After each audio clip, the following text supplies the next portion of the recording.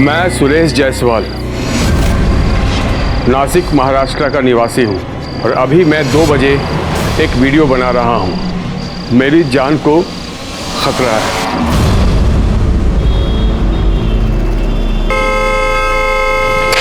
अरे कौन है ये नॉन स्टॉप हॉर्न बजा रहा है? जी कौन है? कौन? अरे ये जायसवाल साहब की गाड़ी है। आओ चलो देखते हैं।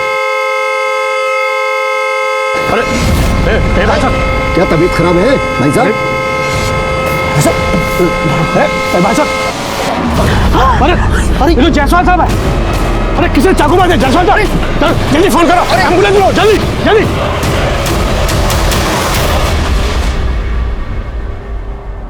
सावधानी हटी और दुर्घटना घटी। सड़क पर गाड़ी चलाते हुए ये बिलबोर्ड आपने अक्सर देखा होगा, लेकिन आजकल हमारे समाज में बढ़ती हुई आपराधिक मानसिकता को देखते हुए ये स्लोगन हमारी आम जिंदगी में भी उतना ही लागू पड़ता है। नमस्कार, मैं senior inspector Rajesh Jadhav crime petrol Dastak के आज के इस भाग में आप सबका स्वागत करता हूँ। एक आदमी अपने ही घर के बाहर अपनी ही गाड़ी में मरा हुआ पाया गया। ये केस मेरे पास तब आया था जब मैं नासिक के अंबड़ पुलिस स्टेशन में पोस्टेड था। इस केस के सिरे सुलझाते सुलझाते हमारे पसीने छूट गए थे, क्योंकि सस्पेक्ट्स की एक बहुत लंबी लिस्ट बन गई थी। लेकिन इस गुनाह के पीछे का मोटिव इतना अजीबोगरीब था कि इसे सुलझाना हमारे लिए एक बहुत बड़ा चैलेंज बन गया था।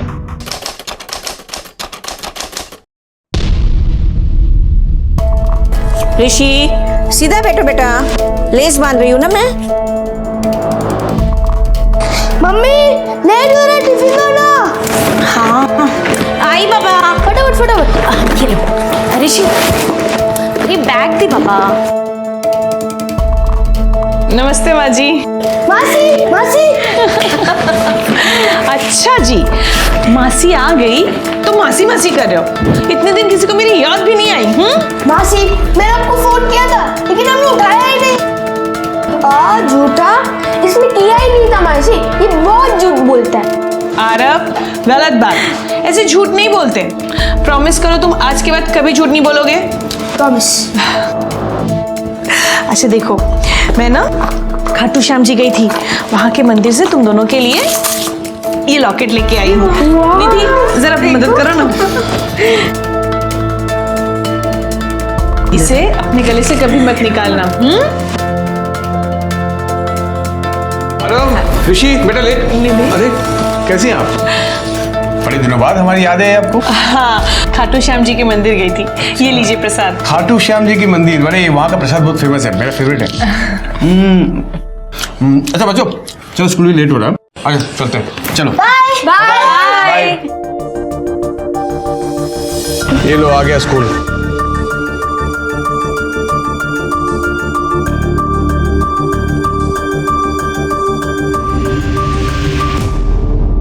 अच्छा, अब मैं चलती हूँ। राजीव से भी मिलने जाना है, उसको भी प्रसाद दे आऊं। सुना है मेरी बहन ने मुझे याद किया। अरे अच्छा हुआ तो यहीं आ गया। ये ले, खाटू श्याम जी का प्रसाद लाई हूँ। Thank you so much. अच्छा अब मैं चलती हूँ, मुझे ना बैग पैक करना है। दीदी आप कहीं जा रही हैं? हाँ, ऑफिस के काम से 2 दिन के लिए बाहर जा रही हूँ। बस ये चाबियां देने आई थी। बीच बीच में जरा चक्कर मार लेना, नजर रखना जरा घर पे। दीदी ये भी कोई कहने वाली बात है? अच्छा माँ जी, चलती हूँ। चलो मैं तुम्हें छोड़ने आती हूँ।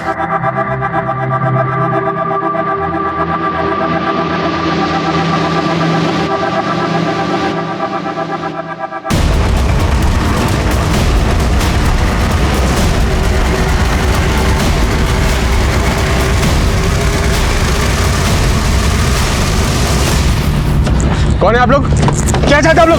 अरे कहाँ लेके गए आप लोग? कौन है आप लोग? अरे अरे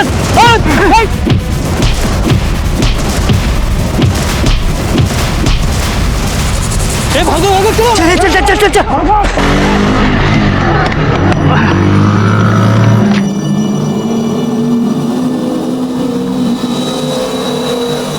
बेटा सुरेश, ये चोट कैसे लगी तुझे? अरे माँ बताया ना, मैं गिर गया था। मैं सचमुच गिर गया या मुझसे झूठ बोल रहा है? माँ झूठ बोलता तो तुम पकड़ नहीं लेती। हाँ चल झूठ है। माँ निधि कहाँ है? दिखाई नहीं दे रही। वो तो राजू के पास गई है ना। पापा, आपको पता है आज मम्मी बहुत रो रही थी। माँ बिंदी आई थी क्या?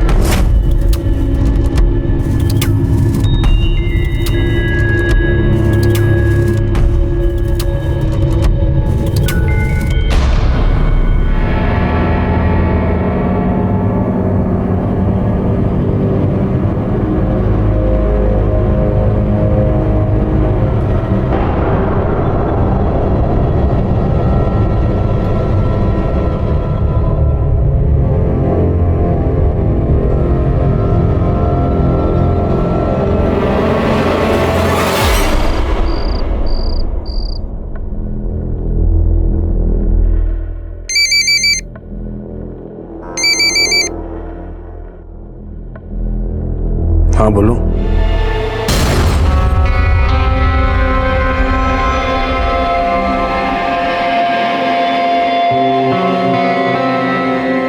बस दिन में ऑफिस और रात में लैपटॉप। सुरेश, कभी अपनी बीवी को भी देख लिया करो।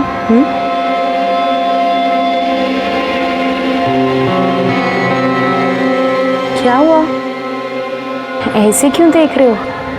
नहीं कुछ नहीं।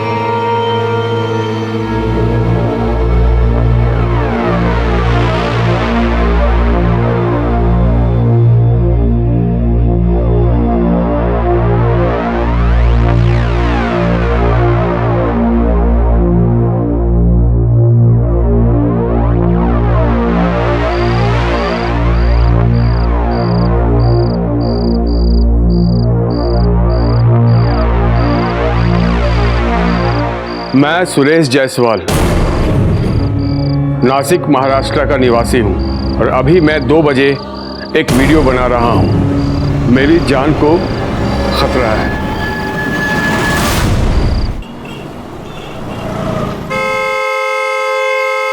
अरे कौन है ये नॉन स्टॉप हॉर्न बजा रहा है? जी कौन है? ए भाई साहब, क्या तबीयत खराब है भाई साहब? भाई साहब, अरे अरे ये तो जायसवाल साहब है। अरे किसी ने चाकू मार दिया। जायसवाल साहब, चलो जल्दी फोन करो। अरे एम्बुलेंस लो, जल्दी जल्दी। सुरेश, सुरेश कहाँ है सुरेश? सुरेश, नहीं सुरेश।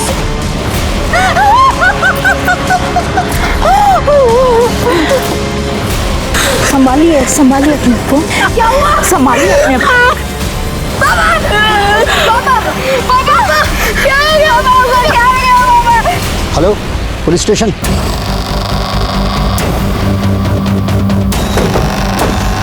हटिए हटिए वहां से।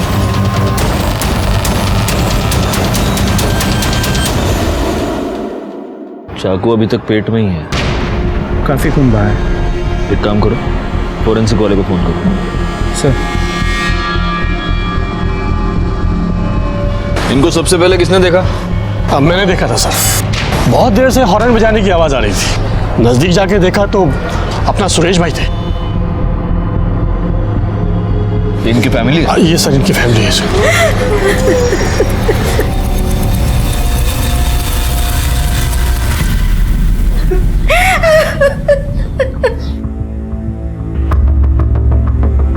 देखिए, मैं समझता हूँ कि इनकी फैमिली बहुत सदमे में है, लेकिन अगर हमें मर्डरर तक पहुँचना है तो हमें कुछ सवाल तो पूछने होंगे। वैसे आप कौन? सर मैं सुरेश जायसवाल जी का साला हूँ, नीति का कजिन ब्रदर। सामने वाले घर में रहता हूँ। Oh okay. अच्छा मुझे एक बात बताइए, ये सुरेश जायसवाल एग्जैक्टली क्या काम करते थे? सर उनकी मनी लैंडिंग की फर्म थी। अच्छा, तो इस मनी लैंडिंग के सिलसिले में किसी के साथ कोई झगड़ा, कोई दुश्मनी, ऐसा कुछ? साहब, अगर कोई प्रॉब्लम होती भी तो वो हमें क्यों बताता? बहुत लायक बेटा था। हम लोगों को अगर कोई परेशानी होवे इसके लिए उसने आज तक कभी कुछ भी नहीं बताया हम लोगों को। वैसे ये सुरेश जायसवाल के पास उनका अपना लैपटॉप तो होगा, तो उनका लैपटॉप हमें सीज करना होगा। क्या हो गया भाई को?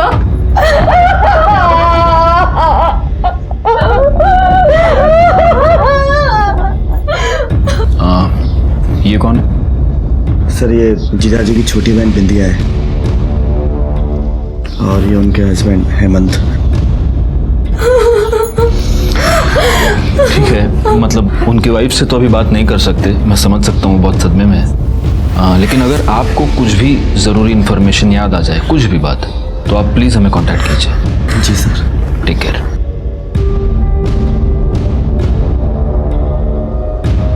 मासी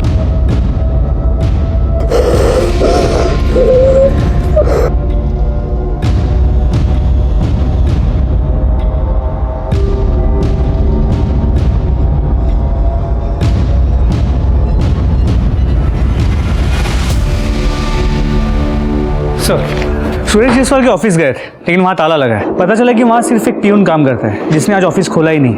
उसे पुलिस स्टेशन बुला लिया है पूछताछ के लिए। मुझे लगता है गायकवाड़, इस सुरेश जायसवाल का मर्डर किसी प्रोफेशनल रीजन की वजह से ही हुआ है, मतलब पैसे का लेन देन वगैरह, और ये सब उसके फ़ोन से ही पता चलेगा। सर, उसका फ़ोन अब तक अनलॉक नहीं हो पाया है, शायद थोड़ा वक्त लगेगा। तब तक एक काम करो, उसकी मोबाइल लोकेशन और कॉल डिटेल्स निकालो। सर, सुरेश जायसवाल की पीएम रिपोर्ट और forensic report.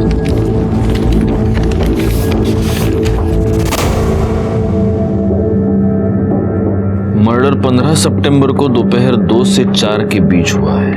Cause of death excessive blood loss, जो कि चाकू के वार की वजह से हो सकता है। सर, फॉरेंसिक रिपोर्ट के मुताबिक उसके कार में सिर्फ सुरेश के ही फिंगरप्रिंट्स मिले, लेकिन उसके पेट पे जो चाकू था उस पर सुरेश के अलावा एक 8 से 10 साल के बच्चे के फिंगरप्रिंट्स हैं। क्या? बच्चा? कहीं सुरेश का बेटा आरव तो नहीं? आरव? इतना छोटा बच्चा मर्डर क्यों करेगा? गायकवाड़, मैंने अपने करियर में से बहुत सारे केसेस देखे जहां पर बच्चों ने मर्डर किया है, इसलिए बहुत हैरानी की बात नहीं है। लेकिन सर, फिर भी आपको ऐसा क्यों लगता है कि आरव मर्डर करे, वो भी अपने बाप का? मैंने एक बात नोटिस की थी, इस आरव के आंखों में दुख नहीं, गुस्सा था। हो सकता है उसने अपने बाप का मर्डर किया, हो सकता है ना भी किया हो, लेकिन कुछ तो गड़बड़ है जिसकी वजह से वो बच्चा उस दिन बहुत ही एबनॉर्मली बिहेव कर रहा था। आपको बच्चों से क्या बात करनी है? सर, वो ऑलरेडी सदमे में है और आप है कि बच्चों से। एक मिनट, हमें सिर्फ उनसे बात करनी है, और वो भी हम आप लोगों के प्रेजेंस में ही करेंगे। प्लीज बुलाइए।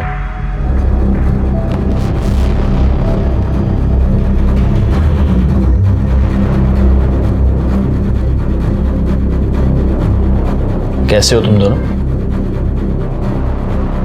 देखो, डरना बिल्कुल नहीं है। कल एग्जैक्टली क्या हुआ था, तुम दोनों ने क्या देखा?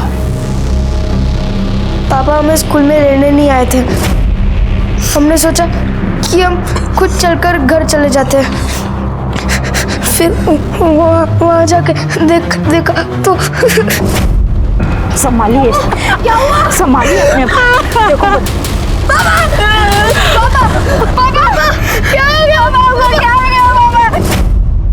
आरव, तुम्हारे स्कूल में तुम्हें ये सिखाया नहीं कि झूठ बोलना बुरी बात है? तुम तो अच्छा झूठ बोल लेते हो। एक मिनट, आप कहना क्या चाहते हैं? मेरा बच्चा आपसे झूठ बोल रहा है? सर प्लीज, आपने कहा था कि आप सिर्फ बच्चों से बात करना चाहते हैं, लेकिन आप तो इन्हें डरा रहे हैं। ये कोई तरीका होता है इतने छोटे से बच्चे से बात करने का? तो मेरा बेटा चला गया और ऊपर से आप। एक मिनट गायकवाड़, ये फॉरेंसिक की रिपोर्ट है। इस रिपोर्ट के मुताबिक आपके बेटे का खून जिस चाकू से हुआ, उस चाकू के हैंडल पर 8 से 10 साल के किसी बच्चे के फिंगरप्रिंट्स मिले। जी, हमें ऋषि और आरव के फिंगरप्रिंट्स लेने होंगे, और अगर इनमें से किसी के भी फिंगरप्रिंट्स उन फिंगरप्रिंट्स से मैच होते हैं तो हमें उस बच्चे को कस्टडी में लेना होगा।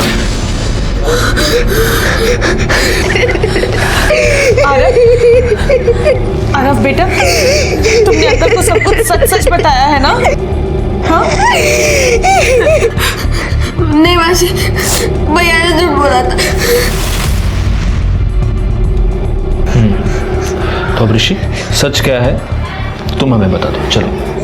जब हम स्कूल से आ रहे थे तब पापा की गाड़ी बाहर ही खड़ी थी, वहाँ कोई नहीं था, तो हम उधर देखने गए कि क्या हुआ।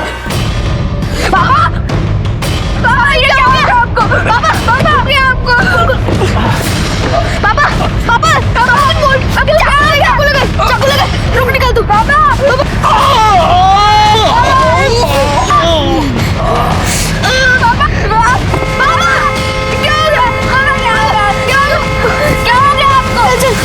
बाबूजी, मैं और भैया वहीं छुपे थे। फिर जब मम्मी और दादी वहाँ पे आए तो हम भी उधर चले गए। आरव, ऋषि सही कह रहा है, यही हुआ था? यही हुआ था। फिर भी हमें इनके फिंगरप्रिंट्स तो लेने ही होंगे। उसके लिए आपको इनको लेकर पुलिस स्टेशन आना होगा। बेटा ऐसे हाथ रखो। गुड। अब वो हाथ। गुड। बेटा अब तुम हाथ रखो। अब वो हाथ। Very good. हो गया फट से। चलो अब ये बताओ कि क्या खाओगे? चॉकलेट खाओगे, वड़ा पाव खाओगे, क्या खाओगे? मैं वड़ा पाव नहीं खाता। हाँ, जब मम्मी घर पे बनाती है तब भी ये नहीं खाता। मैं तो 2 खाता हूँ। Very good. मेरी मम्मी बहुत अच्छी है। वो बहुत टेस्टी वड़ा पाव बनाती है। वो अच्छी नहीं है, वो बहुत गंदी है। क्यों? ऐसा क्या किया है मम्मी ने? वो गंदे काम करती है। मतलब? वो राजीव मामा के साथ गंदे काम करती है। राजीव, कोई आ जाएगा, क्या कर रहे हो? राजीव छोड़ो ना मुझे।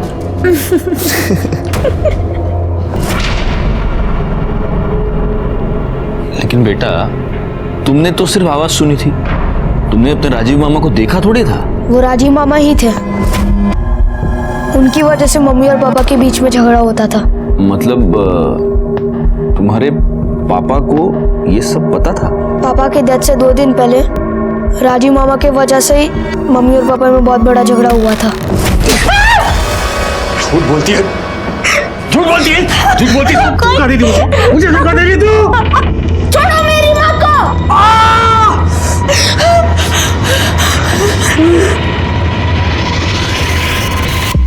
मम्मी गंदी नहीं है, पापा गंदे थे। क्यों? वो मम्मी को मारते थे इसलिए? हाँ, वो रोज शराब पी के मम्मी को मारते थे। कुछ भी मत बोल, वो रोज नहीं मारते थे। वो रोज मारते थे। नहीं मारते थे, मैंने देखा है। मैंने देखा है कि मारते थे। नहीं मारते थे। अरे ऋषि, आरव, ऐसे अच्छे बच्चे झगड़ा नहीं करते। बैठो बैठो बैठो बैठो। अरे वाह ऋषि, तुम्हारे गले में लॉकेट तो बहुत प्यार। अरे सेम, दोनों के गले में सेम लॉकेट है। वाह, वेरी नाइस। अच्छा आरव, चलो अब मुझे एक बात बताओ, कल तुम इतना गुस्सा क्यों थे? बोलो। देखो, अगर तुम बोलोगे नहीं तो तुम्हारे फादर के मर्डरर को हम कैसे पकड़ेंगे? तुम नहीं चाहते वो पकड़ा जाए? हाँ बोलो।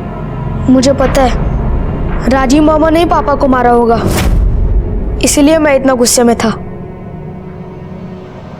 तुम्हें कैसे पता है? राजीव मामा हमारे घर के सामने वाले घर में ही रहते हैं। मम्मी उनके घर रोज जाती है।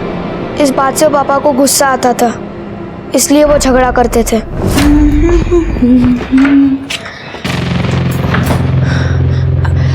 आप अब आज जल्दी आ गए?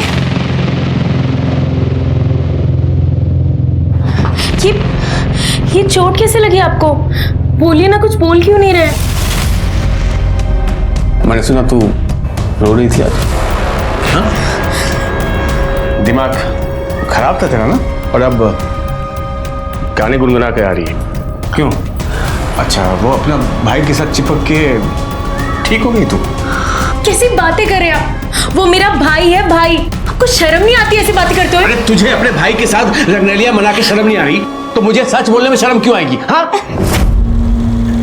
आरव अपनी माँ से नफरत करता है और ऋषि अपने बाप से, और इन दोनों बच्चों ने जो भी बताया उससे ये राजीव तो इस केस में प्राइम सस्पेक्ट बनता है गायकवाड़। सर, इन बच्चों का बचपना हो सकता है, उनकी बातों पे हम विश्वास कर सकते हैं क्या? हो सकता है बच्चे सच कह रहे हैं। अगर सच कह रहे हैं तो उसका कुछ ना कुछ क्लू तो हमें मिलेगा ही। अच्छा एक बात बताओ, तुमने सुरेश जायसवाल का लैपटॉप चेक किया? जी सर, लेकिन उनमें ऐसे कुछ फोटोज नहीं मिले। हो सकता है उसने फोटोज डिलीट कर दिए हो। गायकवाड़, सबसे पहले एक काम करो, निधि और राजीव दोनों के कॉल रिकॉर्ड्स और मोबाइल लोकेशन निकालो। सर, सुरेश के घर के पास से हमें 2 सीसीटीवी फुटेज मिले, जिनमें से एक 1.5 किलोमीटर के अंतर पर है और दूसरा 500 मीटर। ओके सर, ये वो 1.5 किलोमीटर दूर वाला सीसीटीवी फुटेज है। एंगल की वजह से कुछ क्लियर नजर नहीं आ रहा। दूसरा देखो, दूसरा देखो। सर इसमें तो क्लियर नजर आ रहा है, उसके पेट में चाकू है और फिर भी गाड़ी चलाते हुए जा रहा है।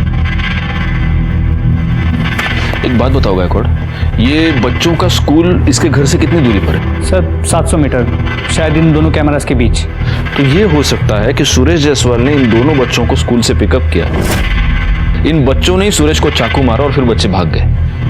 या फिर ये भी हो सकता है कि स्कूल के आसपास किसी ने सुरेश पर अटैक कर दिया हो। लेकिन सर सुरेश के मोबाइल रिकॉर्ड्स के मुताबिक उसे आखिरी कॉल गोखले चौक के एक पीसीओ से किया गया। उसके मोबाइल लोकेशन के मुताबिक वो वहाँ गया भी था और वहाँ से वो घर लौटा जहाँ वो अपनी गाड़ी में मरा हुआ मिला। तो ये हो सकता है कि इस पीसीओ के आसपास ही किसी ने उस पर अटैक कर दिया हो। एक काम करो, उस पीसीओ वाले से पता करो, देखो उसको उस बंदे का चेहरा याद है क्या जिसने सुरेश जायसवाल को कॉल किया था। हो सकता है उसे कुछ याद हो। सर सुरेश जायसवाल का प्यून प्रकाश आया, भेजो उसे। नहीं साहब, ऑफिस में कुछ नहीं है साहब। ऐसे कैसे कुछ नहीं है? अरे कुछ तो होगा ना, क्या सिर्फ टेबल कुर्सी है ऑफिस में? किसी क्लाइंट की फाइल, हिसाब किताब कुछ तो होगा। साहब मेरी बात का यकीन कीजिए साहब, वहाँ कुछ नहीं है। फाइल तो क्या, किसी के नाम का एक कागज तक नहीं है सर। अगर आपको विश्वास हो तो आप चलकर खुद देख लीजिए। मैंने कहा था ना गायकवाड़, मनी लेंडर आदमी है, पीछे कोई भी सबूत नहीं छोड़ेगा। अच्छा एक बात बताओ, तुम्हारे साहब का किसी से कोई झगड़ा था? मतलब तुमने कुछ देखा हो ऑफिस के अंदर, ऑफिस के बाहर, कहीं भी कुछ भी? साहब बाहर का तो कुछ पता नहीं है, लेकिन कुछ दिन पहले उनकी बहन और जीजा आए थे सर। हिस्से के नाम पे मुझे मिला ही क्या है? हाँ, हिस्से के बाद भी बहुत कुछ दिया है मैंने तुम्हें। क्यों नहीं दिया मैंने, बताइए। इनसे क्या बात कर रहे हो? मुझसे बात करो, मुझसे। क्या प्रकाश, पानी दिया ना? जाओ। चुप क्यों जीजा जी, बताइए। ठीक है मैं बता देता हूं। वो मैंने पिछले 2 साल में सुरेश से 2 करोड़ रुपए उधार लिए हैं। हाँ तो अपने जीजू को थोड़ा सा क्या दे दिया तो इतना सुना रहे हो, और अपने साले को इतना बड़ा घर दे दिया, उसका क्या? वो घर मैंने नहीं, पापा ने दिया था उसे, और पापा के डिसीजन के अगेंस्ट में जा नहीं सकता, समझी तुम?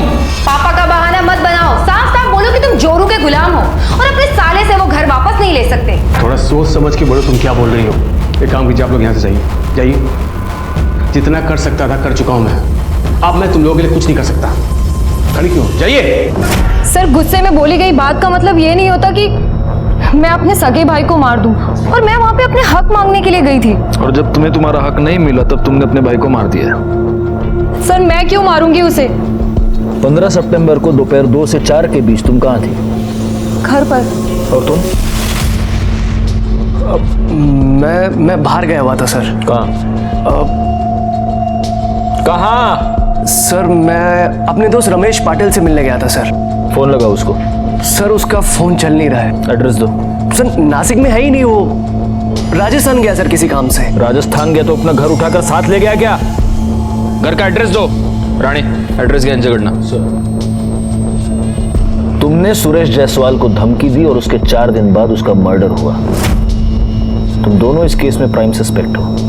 जब तक ये केस सॉल्व नहीं होता तुम में से कोई भी नासिक छोड़कर जा नहीं सकता। हेमंत के कॉल रिकॉर्ड्स और मोबाइल लोकेशन निकालो, चेक करो ये सच बोल रहा है या नहीं। सर और ये भी पता करो कि उसका दोस्त वो रमेश पाटिल वो वाकई राजस्थान गया है या नहीं, क्योंकि मुझे ये हेमंत बड़ा गड़बड़ आदमी लगा। सर सुरेश जायसवाल का फोन अनलॉक हो गया, देखिए इसमें क्या मिला। अगर मुझे कुछ हो जाता है तो उसके जिम्मेदार ये 4 लोग होंगे। ओरिजिन सॉल्यूशन के ओनर रोहन लौस्कर, नवीन गडकरी, इन दोनों को मैंने 10 करोड़ रुपए दिए थे और पिछले 8 महीने से इन्होंने मुझे एक भी इंटरेस्ट नहीं दिया है। और तीसरा है सीनियर इंस्पेक्टर मकरंद सिंधे, जिसने मेरे साथ 2 करोड़ इन्वेस्ट किए हैं। और चौथा एस्टेट एजेंट धनंजय पाटिल, जिसने मेरे साथ 5 करोड़ इन्वेस्ट किए हैं। ये दोनों भी मेरी जान के पीछे पड़े हुए हैं, क्योंकि मैं इन्हें इंटरेस्ट नहीं दे पा रहा हूँ। अगर मुझे कुछ हो जाता है तो ये 4 लोग जिम्मेदार होंगे। अब तक मुझे ऐसा लग रहा था कि सुरेश जायसवाल का मर्डर घर के किसी आदमी ने किया है, लेकिन अब इस वीडियो से साफ है कि बाहर वाला भी कोई हो सकता है। एक काम करो गायकवाड़, इसने जिन लोगों के नाम लिए हैं, रोशन, नवीन और धनंजय, इन तीनों से तुम बात करो। तब तक मैं इस सीनियर पीआई मकरंद शिंदे से बात करता हूँ। क्या प्रूफ है आपके पास कि मैंने 2 करोड़ रुपए दिए थे? कोई भी आदमी वीडियो में कुछ भी कह देगा और आप यकीन कर लेंगे? नहीं नहीं, ऐसे कैसे यकीन करेंगे? और प्रूफ तो हमारे पास कुछ है नहीं। लेकिन कैसे है शिंदे साहब, आप भी जानते हैं हमारे डिपार्टमेंट के बहुत सारे लोग पास्ट में भी कुछ गलत सलत करते हुए पकड़े जाते हैं। मैं सिर्फ ये कंफर्म करना चाहता हूं कि आप उन लोगों में से नहीं हैं। हाँ बताइए, कहाँ थे 15 तारीख को आप? 15 सितंबर को मैं सिन्नर में था और वहां पर गैर कानूनी तरीके से चलने वाले एक लिकर बार में मैंने रेड की थी और इसका प्रूफ आपको आसानी से मिल जाएगा। जी बिल्कुल, लेकिन कैसा है, जब तक ये इन्वेस्टिगेशन खत्म नहीं हो जाती, you are one of the suspects. जब सबूत मिल जाए तो मुझे कॉल कर देना, मैं आ जाऊंगा। हाँ, मैंने सुरेश के साथ पैसे इन्वेस्ट किए थे और जब उसने पैसे लौटाए नहीं तो तुमने उसे मारने की धमकी दे दी। जब करोड़ों अटके पड़े हो ना तो धमकी देनी पड़ती है। इसलिए 15 सितंबर को तुमने सुरेश को मार के अपनी धमकी को सच कर दिया, है ना? उसे मारने से मेरा क्या फायदा है, उल्टा मेरा नुकसान है। मुझे मेरे पैसे मिलने की उम्मीद खत्म हो जाएगी। मैं क्यों मारूंगा उसे? उसके मर्डर में मेरा कोई हाथ नहीं। तो फिर 15 सितंबर दोपहर 2 से 4 के बीच में तुम कहाँ थे? इसी ऑफिस में, यही केबिन में? जी हाँ। अगर ऑफिस में थे तो इस कैमरा की फुटेज में तो दिखाई दोगे ना? फुटेज मंगाओ, फुटेज मंगाओ।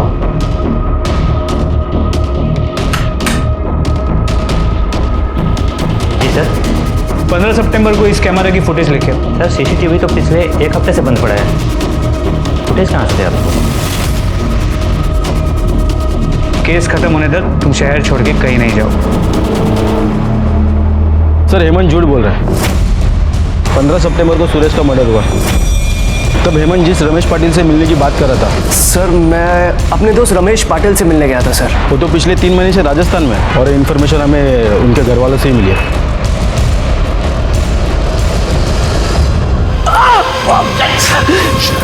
पंद्रह तारीख को कहाँ था तू? बोल, हमसे झूठ क्यों बोला?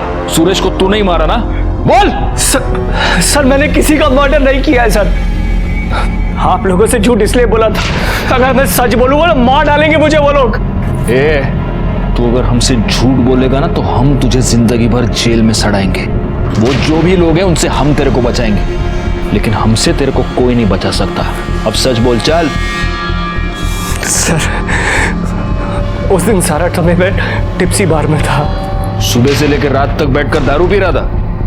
दारू नहीं पी रहा था सर, इलीगल गैम्बलिंग। उसी समय मुझे जुए की बुरी लत लग गई थी सर। सुरेश के 2 करोड़ रुपए वहीं पर आ रहा था सर। सर प्लीज मेरी बीवी को उसके बारे में मत बताइएगा सर, प्लीज सर। रोहन और नवीन सर 2 दिन पहले यूएस गए हुए सर, कॉन्फ्रेंस के लिए। उनके फ़ोन नंबर्स, एड्रेस और सभी डिटेल्स मुझे चाहिए। क्या सुरेश ने आपको कभी ये बताया था कि उसे धमकियां मिल रही थी, उसकी जान को खतरा था? धमकियों के बारे में तो हमें कुछ पता नहीं, मगर हाँ एक दिन वो घर जल्दी वापस आया था और उसे चोट भी आई थी। मैंने उससे पूछा कि ये कैसी चोट है, तो बोला कि मैं गिर गया। आपको भी उन्होंने कुछ नहीं बताया? नहीं, मुझसे भी कुछ नहीं कहा। सुरेश जायसवाल मर्डर केस में हमारे पास बहुत सारे सस्पेक्ट्स थे, लेकिन सबसे बड़ी मुश्किल ये थी कि ना हम इनमें से किसी को भी क्लीन चिट दे सकते थे और ना ही किसी के भी खिलाफ हमारे पास कोई ठोस सबूत था। जिस सस्पेक्ट के खिलाफ हमारे पास एक पक्का सबूत था वो था सुरेश का बेटा आरव, जिसकी उंगलियों के निशान उस चाकू पर मिले थे जिस चाकू से सुरेश जायसवाल का मर्डर किया गया था। लेकिन एक बेटा अपने ही पिता का खून क्यों करेगा, खासतौर पे एक ऐसे पिता का जिसे वो पसंद करता था? इसी उधेड़-बुन में हमने सुरेश जायसवाल के कॉल रिकॉर्ड्स को दोबारा खंगाला। तब हमें यह पता चला कि पिछले कुछ दिनों से सुरेश जायसवाल महेश सावंत नाम के एक प्राइवेट डिटेक्टिव से लगातार टच में था और उसकी वजह चौंका देने वाली थी। सर इन दोनों का अफेयर चल रहा है। ये फोटोग्राफ्स आपने सुरेश जायसवाल को कब भेजी? सर मैंने 13 सितंबर को ईमेल की थी। 13 सितंबर मतलब उसके मरने से 2 दिन पहले? जी, एक्चुअली 15 सितंबर को हम फिर से मिलने वाले थे। मैं उन्हें कुछ और प्रूफ हैंड ओवर करने वाला था, मगर उससे पहले ही उनका मर्डर हो गया। कुछ और प्रूफ मतलब? ये कुछ घंटे के हिसाब से मिलने वाले होटल्स के बिल हैं जहाँ वो दोनों जाते थे, और इस पेन ड्राइव में उन होटल्स की सीसीटीवी फुटेज है जहाँ वो दोनों झूठे नाम से रूम लेते थे। मिस्टर सावंत, आपने ये जो भी इन्वेस्टिगेशन की है वो हमारे बहुत काम आएगी। Thank you so much.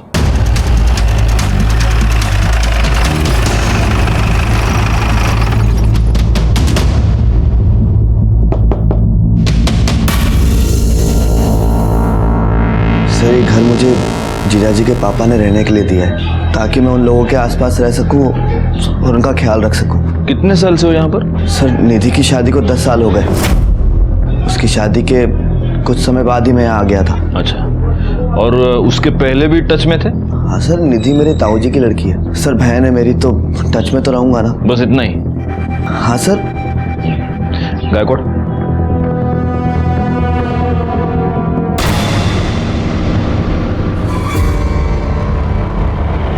तुम लोगों में भाई बहन एक दूसरे से ऐसे टच में रहते हैं? हाँ? नहीं सर। देख, सब सच सच बता दे, वरना क्या है, जो हमारा गायकवाड़ है ना, उसके हाथ में बहुत खुजली होती है, और वो सारी खुजली उतारने के लिए तेरे को धोना पड़ेगा तेरे ही घर में। बोल। सर वो मैं और निधि ना बचपन से एक दूसरे से प्यार करते थे। अब सर आप लोगों को तो पता है ना कि हमारे समाज में भाई बहन शादी नहीं कर सकते। इसलिए तो उसका पीछा करता हुआ यहाँ तक आ गया उसकी शादी के बाद, और उसके साथ अपना रिलेशन तूने कंटिन्यू रखा। लेकिन इतने से तेरा दिल नहीं भरा। तुझे इस बात का बहुत गुस्सा था कि उसका पति तुम दोनों के बीच में आ गया है, और इसीलिए तूने उसका मर्डर कर दिया। नहीं सर, मैंने उसको नहीं मारा। तो तेरे कॉल रिकॉर्ड्स में सुपारी किलर पांड्या साटम का नंबर क्या कर रहा है? मौसम का हाल जानने के लिए फोन करता है क्या उसको? हाँ? गायकवाड़ ऐसे नहीं बोलेगा। हम चल के निधि से बात करते हैं, तब तक राणे इसको उठा के डाल दो गाड़ी में और पुलिस स्टेशन ले जाके फोड़ना शुरू कर दो। सर निधि तो घर पे नहीं है, वो तो मार्केट गई है। पर बात क्या है सर? वो जैसे ही घर आती है हमें इन्फॉर्म कर दीजिए। मगर क्यों? क्या बात है? देखिए, पहले आपने मेरे दोनों पोतों को परेशान किया। जब उनके खिलाफ आपको कुछ भी सबूत नहीं मिला, तो अब आप मेरी बहू को परेशान करना चाहते हो? वैसे आपकी उम्र का लिहाज करते हुए मैं आपसे बताना नहीं चाहता था, लेकिन गायकवाड़ दिखाओ उनको।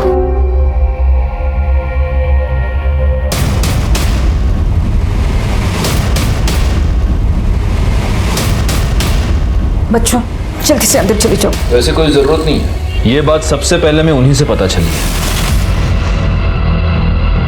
हमने राजीव से बात कर ली, उसने ये सब कबूल कर लिया है। अब जब निधि घर पर आ जाए तो हमें इन्फॉर्म कर दीजिए।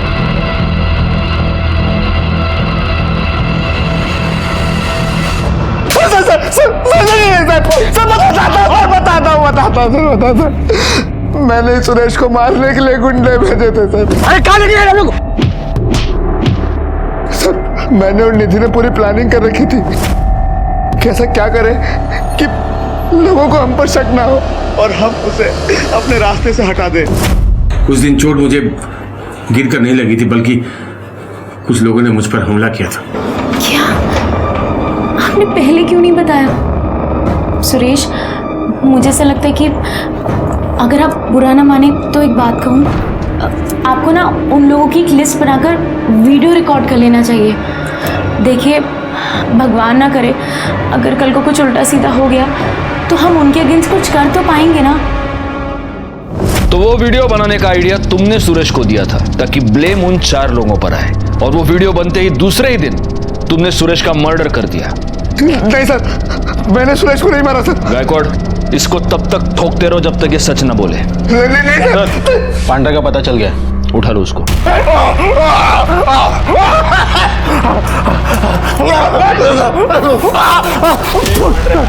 बोल बोल। राणे रुकेगा नहीं हमारा, उसका खुद का खेत है मिर्ची का, उधर का ही मिर्ची है सब। सब बता दो। सब। हाँ बोल बोल बोल। राजीव ने सुरेश की ठुकाई करवाने के लिए कहा था, तो मैंने अपने 4-5 आदमी बैठकर उसकी पिटाई करवा दी, और फिर साहब उसने बाद में उसको मर्डर करने के लिए कहा, तो सब मैंने अपने हाथ जोड़ दिए। मैंने मना कर दिया साहब। क्यों? हाथ क्यों जोड़े तूने? अचानक तेरे अंतरात्मा की आवाज जागृत हो गई। राणे, काला मिर्ची, हम भी सुने अंतरात्मा की आवाज। बोलता मिर्ची मत खाइए, बोलता सब क्योंकि साहब उसने मेरे पुराने पैसे नहीं दिए थे, सब खाली पॉकेट खाए को मैं किसी का मर्डर करूंगा साहब। हाँ, ये थोड़ा लॉजिकल लग रहा है। खैर, सूरज को तूने मारा या नहीं ये तो हम पता लगा के रहेंगे, लेकिन उस पर असॉल्ट करने के जुर्म में तो तू यहीं रहेगा और राणे के हाथ से मिर्ची खाता रहेगा। ठीक है सर। बिंदिया का फोन था, निधि घर पे वापस आ गई। 2 लेडी कांस्टेबल्स को लेके जाओ और निधि को यहाँ ले आओ।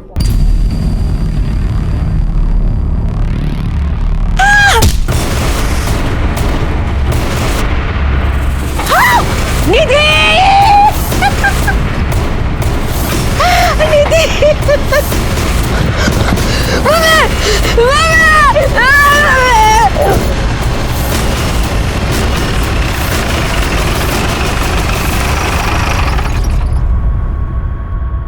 हटिए।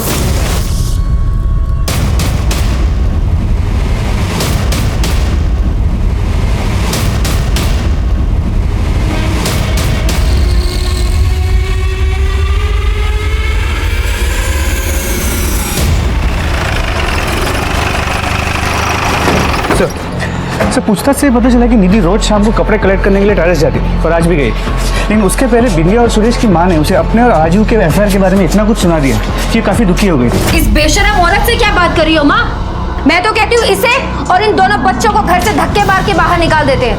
और कौन जाने कि ये दोनों बच्चे सुरेश भाई के हैं या फिर उस कमीने राजीव के। जा, दूर हो जा मेरी नजरों से। तो हो सकता है उसी दुख में उसने टेरेस से कूद के सुसाइड कर लिया। गायकवाड़, पिछले 10 साल से बिना अपने पति की परवाह किए, बिना अपने बच्चों की परवाह किए, ये अपनी भाई के साथ अफेयर चला रही थी। आज अचानक से इसके मन में गिल्ट आ गया और इसने सुसाइड कर लिया। राणे, जरा पूरे घर की तलाशी लो, अगर कुछ भी सस्पिशियस मिलता है तो जब्त कर लो। मैडम, आप जरा बॉडी चेक कीजिए। एक बात बताओ गायकवाड़, जब ये वारदात हुई तब घर में कौन कौन था? सुरेश की माँ, उसकी बहन बिंदिया, दोनों बच्चे आरव और ऋषि।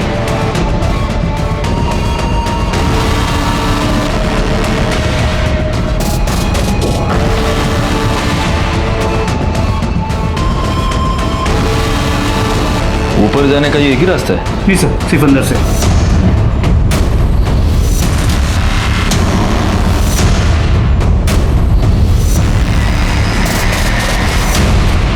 ये नीचे कूदी नहीं है गायकवाड़, इसे किसी ने धक्का दिया है, क्योंकि अगर ये खुद कूद जाती तो इतनी दूर जाकर नहीं गिरती, यहीं नीचे ही गिरती।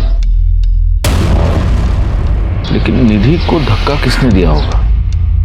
वैसे उसको मारने का मोटिव शांति देवी के पास भी हो सकता है, बिंदिया के पास भी हो सकता है।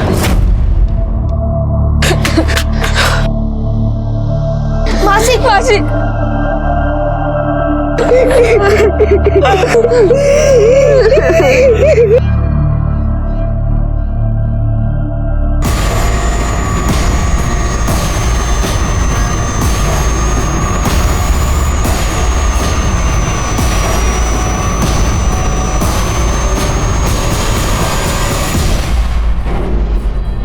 आरव, ये लॉकेट तुम्हारी है? मेरा लॉकेट? हाँ, ये लॉकेट तुम्हारा है और ये लॉकेट मुझे छत पर पड़ा हुआ मिला। ये लॉकेट वहां कैसे पहुंचे? अंकल, मैं अपने और ऋषि के कपड़े लेने गया था। लेकिन ये काम तो रोज तुम्हारी माँ करती थी, तो आज तुम क्यों गए? हम बैग पैक कर रहे थे, हम मम्मी को छोड़ के मासी के पास रहने जा रहे थे। आरव सच कह रहा है सर, इसने मुझे फोन करके यहाँ जो कुछ भी हुआ वो सब बताया था। ये दोनों निधि को छोड़कर मेरे पास आकर रहना चाहते थे। मैंने कहा कि मैं आती हूँ, बात करती हूँ। मैं नहीं चाहती थी कि आरव और ऋषि निधि को छोड़कर जाए। जब आरव ने फोन किया तभी आ जाती तो आज शायद निधि से ना होती। आरव, अब मुझे बिल्कुल सच सच बताओ कि जब तुम ऊपर गए तब क्या हुआ? मैं ऋषि और मेरे कपड़े लेने गया था। फिर आवाज आई।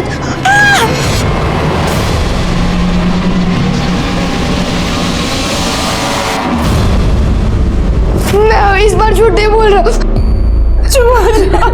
चुप हो जा बेटी। हाँ, एक बात बताइए, आपके किचन में जो पीछे का दरवाजा है ये हमेशा खुला ही रहता है? नहीं, बंद ही रहता है। तो फिर आज ये दरवाजा खुला क्यों है? किसने खोला?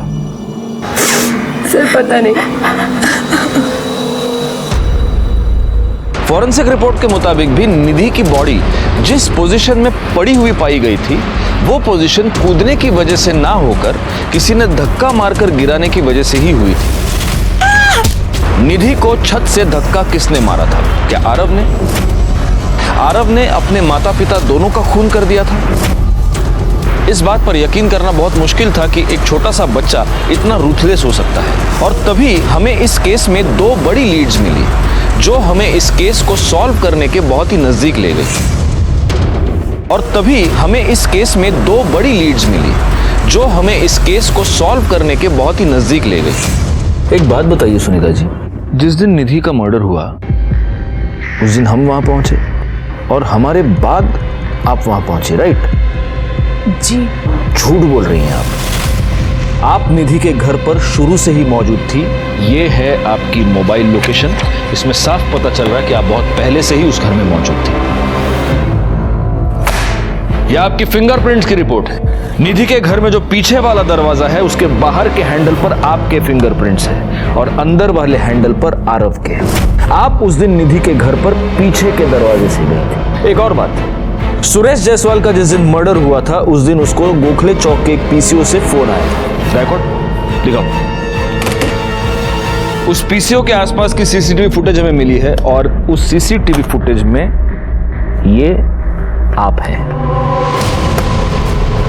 इसी पीसीओ से थोड़ी सी दूर पर एक सुनसान जगह है जहां पर हमें सुरेश जायसवाल के सूखे हुए खून के धब्बे मिले थे। और ये है आपके कॉल रिकॉर्ड्स। आप उस दिन उस जगह पर मौजूद थी। सुरेश जायसवाल की मौत 15 मिनट तक खून के बहने की वजह से हुई है। और आपकी जानकारी के लिए मैं आपको बता दूं, उस सुनसान जगह से लेकर सुरेश के घर तक पहुंचने में लगभग उतना ही टाइम लगता है।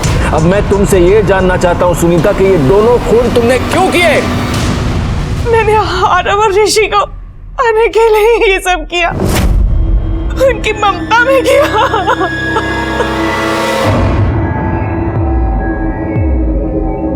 ये कैसी ममता है तुम्हारी?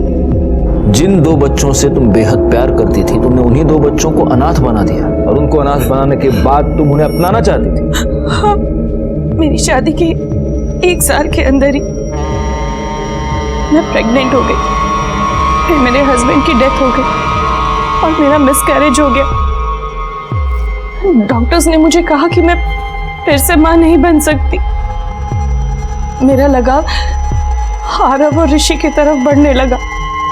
मैं उन्हें अपने बच्चों की तरह देखने लगी और वो लोग भी मुझे अपने माँ बाप से ज्यादा प्यार करते थे। और मुझे निधि और राजीव के बारे में भी पता चल गया था। निधि और सुरेश के झगड़ों के बारे में मुझे बच्चों ने बताया। मैंने तभी डिसाइड कर लिया कि मैं इन दोनों को मार कर मैं बच्चों को अपने साथ ले जाऊंगी। गोखले चौक के पीसीओ से मैंने फोन करके कहा कि जरूरी बात करनी है। ये कहकर मैंने सुरेश को वहां बुलाया।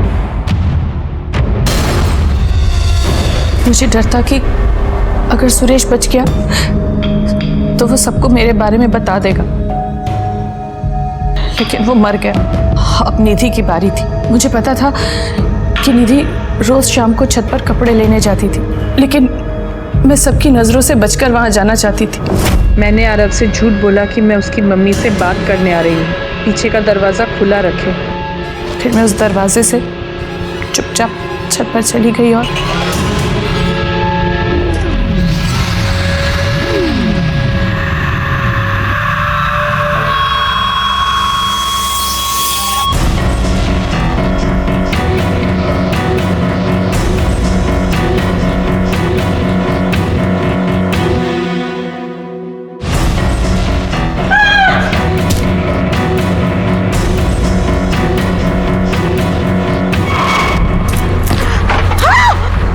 मैंने आरव के जाने का वेट किया और उसके जाने के बाद चुपचाप उसी दरवाजे से बाहर निकल गई। उसके बाद मैं आप लोगों के आने के बाद वहाँ पहुँची ताकि सबको यही लगे कि मैं तभी पहुँची थी और किसी को मुझ पर शक ना हो।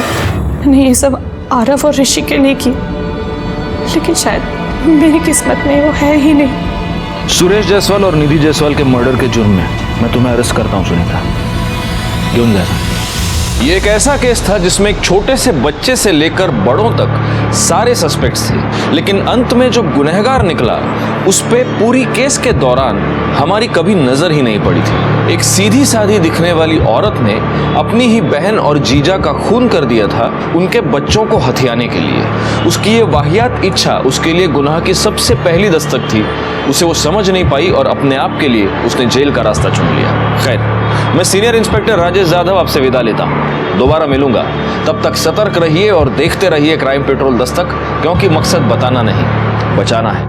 जय हिंद। मैं सुरेश जायसवाल नासिक महाराष्ट्र का निवासी हूँ और अभी मैं 2 बजे एक वीडियो बना रहा हूँ। मेरी जान को खतरा है।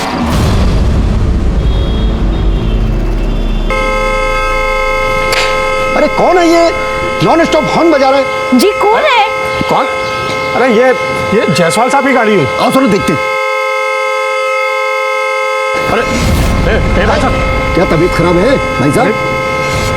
भाई साहब,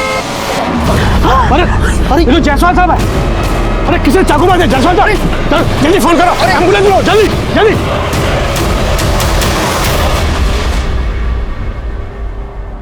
सावधानी हटी और दुर्घटना घटी। सड़क पर गाड़ी चलाते हुए ये बिलबोर्ड आपने अक्सर देखा होगा, लेकिन आजकल हमारे समाज में बढ़ती हुई आपराधिक मानसिकता को देखते हुए ये स्लोगन हमारी आम जिंदगी में भी उतना ही लागू पड़ता है। नमस्कार, मैं senior inspector Rajesh Jadhav crime petrol Dastak के आज के इस भाग में आप सबका स्वागत करता हूँ। एक आदमी अपने ही घर के बाहर अपनी ही गाड़ी में मरा हुआ पाया गया। ये केस मेरे पास तब आया था जब मैं नासिक के अंबड़ पुलिस स्टेशन में पोस्टेड था। इस केस के सिरे सुलझाते सुलझाते हमारे पसीने छूट गए थे, क्योंकि सस्पेक्ट्स की एक बहुत लंबी लिस्ट बन गई थी। लेकिन इस गुनाह के पीछे का मोटिव इतना अजीबोगरीब था कि इसे सुलझाना हमारे लिए एक बहुत बड़ा चैलेंज बन गया था।